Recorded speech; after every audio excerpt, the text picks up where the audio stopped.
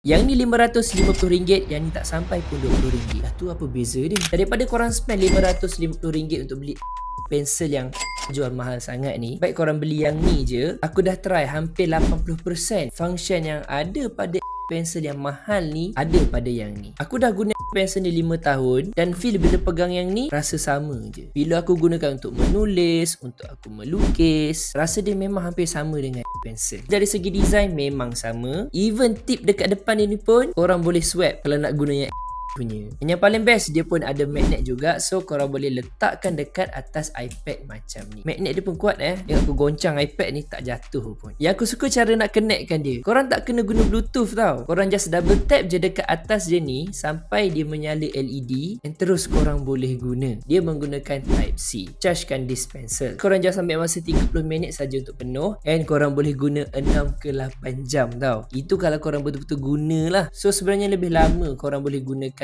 pen ni. Overall untuk aku yang dah gunakan pensel ni selama 5 tahun, and bila aku guna yang ni tak sampai RM20 pun, bagi aku sangat membaloi daripada korang habiskan duit beli pensel. So guys, kalau korang nak, link aku sediakan dekat bawah.